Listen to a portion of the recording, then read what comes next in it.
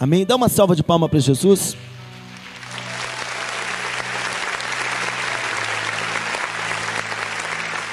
O tema da palavra hoje é: contra quem lutamos? Contra quem lutamos? Nós ouvimos uma expressão com o irmão Horácio na semana passada, ele falando sobre identificar o inimigo. E o Senhor me constrangeu a nós meditarmos nisso hoje. Quem é o nosso inimigo? Se eu perguntasse para você aí no particular, te desse uma folha, escreva aqui o seu adversário. Escreva os seus inimigos.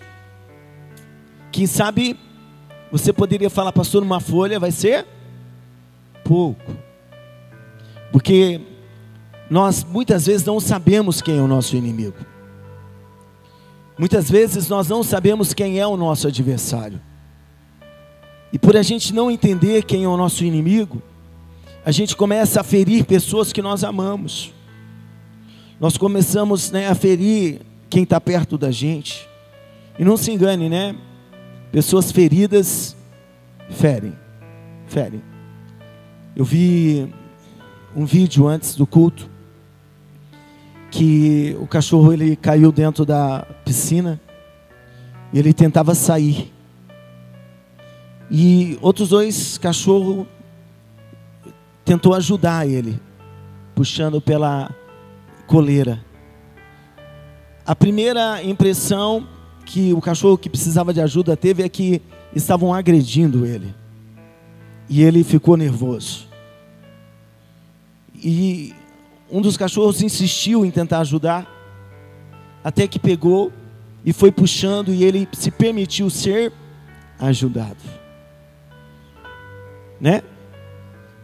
Gente que às vezes está em dificuldade, gente que está ferido, muitas vezes ferem. Às vezes nós não conseguimos saber quem é o adversário, quem é o inimigo. Às vezes tem gente que às vezes quer até nos ajudar dando uma direção, e a gente pega e acha que aquela pessoa é o inimigo. Aquela pessoa ela está se opondo a nós. E às vezes tudo que ela quer fazer é que nem o cachorro do vídeo, ela quer te ajudar. Quem é o nosso adversário? Paulo diz em Efésios 6, verso 10: no demais, irmãos meus, fortalecei-vos no Senhor e na força do seu poder. Revesti-vos de toda a armadura de Deus, para que possais estar firmes contra as astutas ciladas do diabo. Porque não temos que lutar contra a carne e o sangue, mas sim contra os principados, contra as potestades, contra os príncipes das trevas deste século, contra as hostes espirituais da maldade nos lugares celestiais. Paulo diz que a luta não é carnal, não é contra a carne, não é contra o sangue, não é contra o meu semelhante, não é contra o meu próximo. Há uma realidade espiritual que nós não enxergamos, que nós não conseguimos ver, no andamento do culto. Quando você vê intercessores com mãos levantadas, é porque existe uma batalha acontecendo. Quando você vê seu pastor ali com mãos levantadas, orando, é porque tem uma batalha sendo travada no mundo espiritual, que os nossos olhos carnais não enxergam. Mas por não entender essa realidade, não considerar isso, nós lutamos contra as pessoas erradas. A gente começa a achar que o problema da nossa vida é o cônjuge. Não, o problema é o esposo, o problema é a esposa. E tem gente que quando abre a boca para falar, só fala essas coisas. Não, o problema é o meu filho. O meu filho que não me entende, o meu filho que complica a minha vida. A minha filha. Se não fosse essa menina. Não, o problema é o meu patrão. Estava desempregado, precisava de um emprego, orou a Deus, Deus deu emprego. Agora o problema é o patrão. Esse patrão que eu tenho. O problema é o meu colega de trabalho. Por quê? Porque a gente não entende. Nós não consideramos o que Paulo está falando. Essa realidade espiritual. De demônios que ficam nos atacando. Deus usa pessoas, e o diabo também. Só que a nossa guerra não é contra o nosso semelhante, não é contra a esposa, é contra o esposo, não é contra o filho que eu tenho que lutar, não é contra o irmão que faz parte da igreja que eu tenho que lutar. A luta da igreja também não é com o governo terreno. E a gente às vezes, gasta muito tempo falando mal do governo terreno. A palavra diz que nós devemos orar por aqueles que estão em eminências, por aqueles que exercem autoridade. Orar pelas autoridades, mas vamos ser sinceros, a gente às vezes só fala mal. Tem uma guerra acontecendo, querido. Demônios que estão nos atacando, desentuando a nossa vida. Demônios que esfriam o casamento. E daí você acha que o problema é o teu marido, o problema é a tua esposa. Demônios que estão tentando dividir o filho do pai, separar. Mas a gente não enxerga isso, e daí a gente acha que o problema é físico, é carnal. A gente às vezes gasta até horas falando coisas, mas existe um mal que está agindo ali naquela situação. Essa semana eu acordei de madrugada, e sempre que eu acordo, eu entendo que é para eu estar levantando e orar. E estava friozinho, eu quis continuar na cama. E quando eu estava na cama, eu tive um sonho. E no sonho, eu estava orando, e quando eu abri os meus olhos, o inimigo estava assim, bem em cima de mim, bem próximo. E na hora que eu abri o meu olho, no sonho, eu abri o meu olho na cama, levantando a mão e repreendendo aquele mal. Aquilo me despertou e eu entendi, não, eu tenho que orar. Eu comecei a orar ali na cama mesmo. Depois eu levantei, peguei o óleo, saí ungindo a casa, ungindo a porta do quarto do João, ungindo a porta do meu quarto, ungindo a Alessandra, porque eu vi claro ali, Deus me mostrou claro um ataque do inimigo contra as nossas vidas. E a gente ignora, e o problema é que se você ignorar, você vai entrar em atrito com quem você não deveria. Você vai discutir, você vai, tomar decisões erradas. Casais que enfrentam lutas e daí o inimigo convence, não, o melhor que você tem é separar, é ir embora. E daí a pessoa acha que o problema é aquele cônjuge. Só que eu ouvi algo anos atrás, o pastor Lucio Barreto, falando que os demônios que nós não vencemos, nossos filhos vão ter que travar as batalhas e vencer depois. Então você desiste de uma família, você desiste de um relacionamento, você desiste de um emprego, só que aquele demônio você não venceu, e qualquer hora dessa você vai ter que travar essa batalha, e vai ter que enfrentar este mal, e vai ter que mandar ele embora em nome de Jesus. Senão você vai continuar vivendo um ciclo vicioso. Quantas pessoas, querido, que, todo lugar que entra, não permanece. E o problema não é o lugar, o problema é a batalha que ela tem que travar e ela não entendeu ainda. Quantas pessoas que todo relacionamento acaba mal, Gente que 3, 4, 5, 6 relacionamento e acaba mal, porque ela não entendeu que ela tem uma guerra para travar. E daí ela começa a travar uma guerra que não é a certa, uma guerra carnal. Entenda essa realidade hoje. Se você entender isso aqui, nós vamos sair daqui com um comportamento diferente. Como que eu travo essa batalha? Paulo falou, se revista de Deus, se encha de Deus para você resistir ao inimigo, para você não cair na cilada do diabo. E depois ele fala, se revista da armadura de Deus. Você precisa buscar o Senhor. Nós temos que levar essa palavra para as pessoas lá fora. Tem gente naufragando, tem gente sofrendo. E daí ele acha que o problema é a cidade, daí ele acha que o problema é o cônjuge. E você tem que apontar para Cristo, apontar para a igreja. Olha, busque a Deus, se coloque em fé, se posicione, porque tem uma guerra espiritual acontecendo. Você não pode ignorar. Às vezes você gasta tempo falando mal do seu cônjuge, que você fala que ama. Você fala que ama, mas às vezes sai falando mal. Você está lutando contra a pessoa errada. Você deveria orar pelo seu cônjuge. Você deveria orar pelo seu casamento. Você deveria orar pelos seus filhos. A gente só vê problema e ignora o inimigo real. Tem gente lá fora que gostaria de ter o que nós temos. E daí o inimigo vai cegando, e daqui a pouco você está abrindo mão de coisas preciosas na sua vida, de gente preciosas. Entenda. Você deveria orar pelo seu pastor.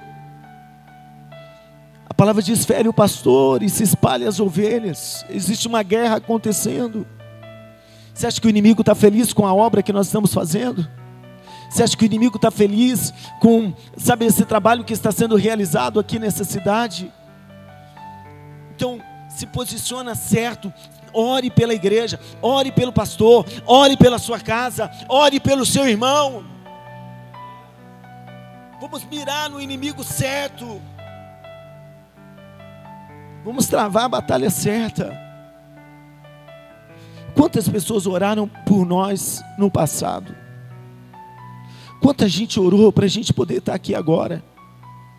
Gente que travou batalhas por nós.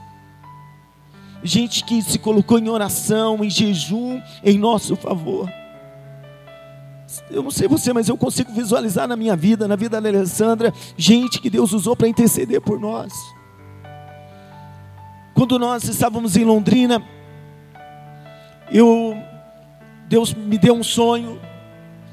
E conforme eu vi no sonho, aconteceu.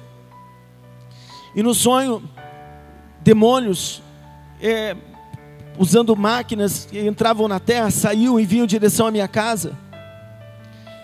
E eu orava e não tinha força contra aquilo ali. E daí no sonho Deus me mostrou pessoas no alto, que começaram a erguer a mão e orar por mim, pela minha casa. E conforme aquelas pessoas oravam, aqueles demônios iam embora, saíam. Quanta gente intercedeu por nós, para nós estarmos aqui. Quanta gente que travou batalhas, querido. Nós somos a igreja, nós temos que entender essa realidade no mundo espiritual. Nós temos que entender que quem gera miséria em um território, na vida de pessoas, é o diabo, não é Deus. Então nós temos que resistir o diabo e mandar ele embora em nome de Jesus.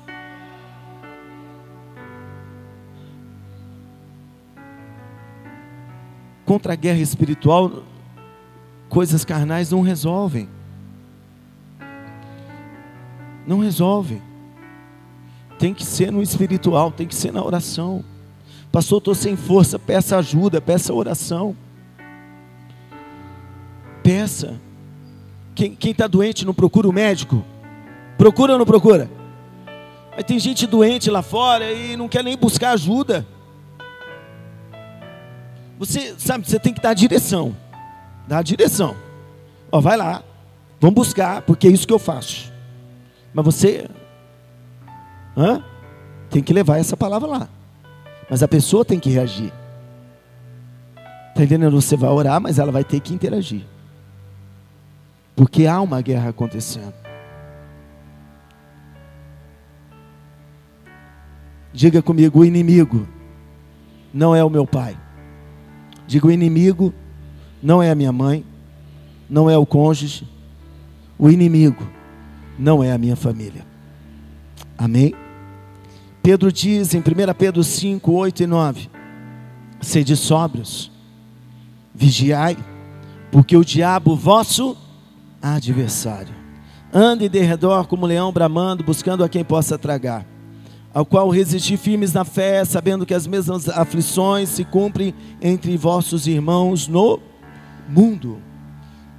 Pedro diz, olha, o adversário é o diabo, é o inimigo das nossas almas, ele é o adversário, e nós temos que vigiar, né? Nós temos que ser sóbrios, porque ele fica tentando, né, contra nós. Não é porque você está na igreja que ele bloqueou você no Zap não, viu? Você está lá ainda, ele tem seu contato, e ele não desiste, ele continua tentando contra a sua vida, e você precisa vigiar, ser sóbrio, está entendendo? O adversário é ele. Em Lucas 13, verso 10 diz, ensinava no sábado numa das sinagogas, e eis que estava ali uma mulher que tinha um espírito de enfermidade, havia já 18 anos, e andava curvada, e não podia de modo algum endireitar-se.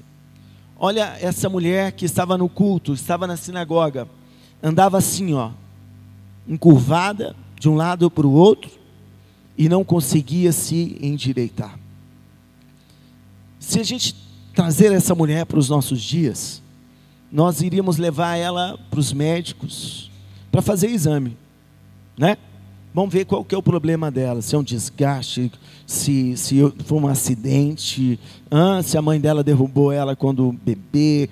Vamos tentar diagnosticar o problema dessa mulher. Mas, como eu disse, quando o mal é espiritual, você não consegue diagnosticar da forma natural. Essa mulher, as pessoas podiam falar muita coisa sobre ela, por que ela não conseguia se endireitar. Mas a palavra diz que havia um mal na vida dela. E vendo a Jesus, chamou a si e disse-lhe, mulher, está livre da tua enfermidade. E pôs as mãos sobre ela, e logo se endireitou, e glorificava a Deus. E tomando a palavra, o príncipe da sinagoga, indignado porque Jesus curava no sábado, disse à multidão, 6 dias há em que é mísero trabalhar, nestes pois vinde para seres curado, e não no dia de sábado. Respondeu-lhe porém o Senhor e disse, hipócrita, no sábado não desprende da manjedoura cada um de vós o seu boi ou jumento, e não o leva a beber, e não convinha soltar desta prisão no dia de sábado essa filha de Abraão, a qual há 18 anos Satanás tinha presa. Olha, 18 anos essa mulher estava aprisionada por Satanás.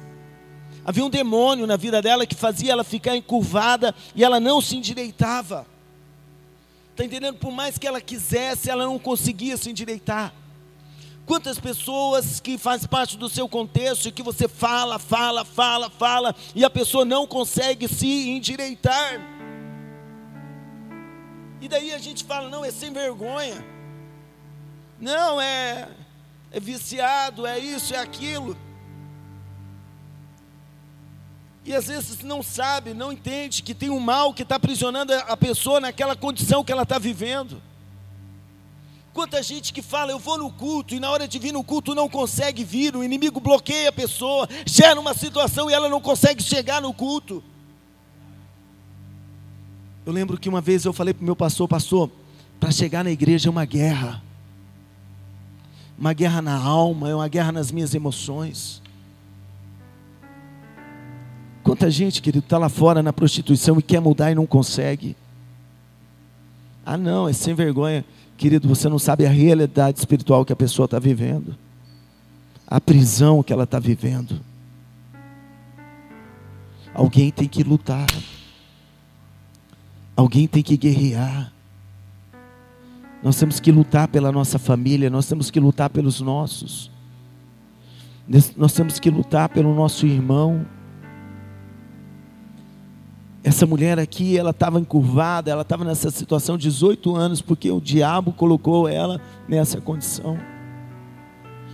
Mas Jesus foi naquela sinagoga e Jesus libertou ela. E quando Jesus liberta, então ela se endireita.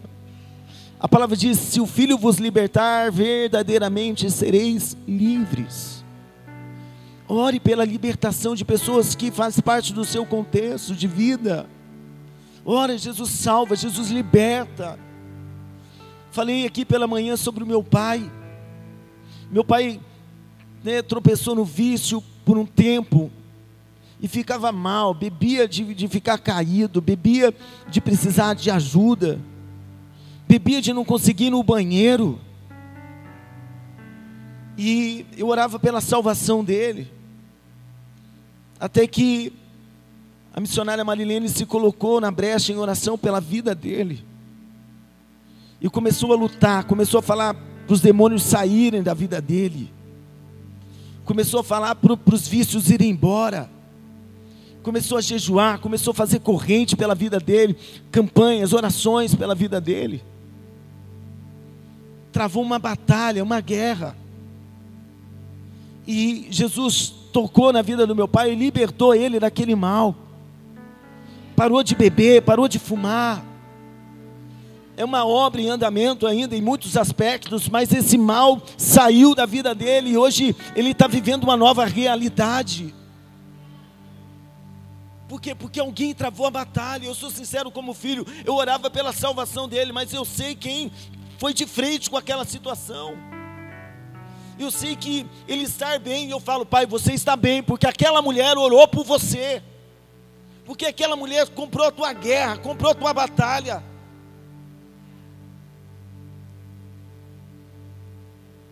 O pessoal vai para as clínicas aí, e que Deus abençoe as clínicas, mas é um paliativo. Muita gente sai e volta, mas se o Filho vos libertar, verdadeiramente sereis livres. Quando Jesus liberta, querido, é maravilhoso. E às vezes você tem gente assim na sua família, como eu tinha na minha. Tem outros que precisam também ser salvos e a gente ora por eles. Está entendendo? Vamos parar então de lutar contra pessoas e vamos guerrear contra o adversário certo. Último exemplo para nós irmos para a ceia é Lucas 8, 26. E navegaram para a terra dos Gadarenos, que está de fronte da Galileia. E quando desceu para a terra, saiu-lhe ao encontro, vindo da cidade, um homem que desde muito tempo estava possesso de demônios e não andava vestido. Olha a situação dele, ó, possesso de demônios, não andava vestido, nem habitava em qualquer casa, mas nos sepulcros. E quando viu a Jesus, prostrou-se diante dele, exclamando e dizendo com grande voz: que tenho eu contigo, Jesus, Filho do Deus Altíssimo? Peço-te que não me atormentes. Porque tinha ordenado ao espírito imundo que saísse daquele homem, pois já havia muito tempo que o arrebatava, e guardavam-no preso com grilhões e cadeias, mas quebrando as prisões, era impelido pelo demônio para os desertos. E perguntou-lhe Jesus, dizendo: qual é o teu nome? E ele disse: Legião, porque tinham entrado nele muitos demônios, e rogavam-lhe que os não mandasse para o abismo. E andava ali pastando no monte uma vara de muitos porcos, e rogaram-lhe que lhes concedesse entrar neles, e concedeu-lhe. E tendo saído os demônios do homem, entraram nos porcos, e a manada precipitou-se de um despenhadeiro no lago, e afogou-se. E aqueles que os guardavam, vendo o que acontecera, fugiram, e foram anunciá-lo na cidade e nos campos, e saíram a ver o que tinha acontecido, e vieram ter com Jesus. Acharam então o homem de quem havia saído os demônios vestido em seu juízo e assentado aos pés de Jesus, e temeram. E os que tinham visto contaram-lhes também como fora salvo aquele endemoniado. Vivia nos sepulcros, quebrava tudo, destruía tudo, vivia como um louco, sem roupas, andando de um lado para o outro nos cemitérios. Até que ele se deparou com Jesus, e Jesus libertou aquele homem daquela legião de demônios. Querido, se o mal sair, as pessoas mudam. As pessoas mudam, até a fisionomia da pessoa é outra quando ela é liberta. É ou não é? É outra. Aquela opressão sai e uma luz de Deus brilha na vida da pessoa. Jesus libertou ele, e as pessoas daquele lugar viram ele lá agora vestido, viram ele lá agora cabelinho arrumado, viram ele lá agora em perfeito juízo, e temeram, porque a mudança foi radical. Tem muita gente que nós oramos, querido, que na hora que Jesus libertar, na hora que o mal sair da vida, serão filhos de Deus ainda melhores do que nós somos, mais dedicados, mais tementes ainda do que nós somos, em nome de Jesus. Vão nos surpreender, vão nos superar em muitos aspectos. Nós só não podemos desistir dessas pessoas, nós temos que orar por elas e pedir que o Pai toque a vida delas como tocou a nossa. Que a graça alcance cada uma das pessoas que fazem parte da nossa vida, da nossa história, em nome de Jesus. Quando vocês recebem essa palavra, levante a tua mão e diga: Senhor Jesus, eu recebo a sua palavra nessa noite. Que o Espírito Santo me conscientize do inimigo da minha alma, que é o diabo.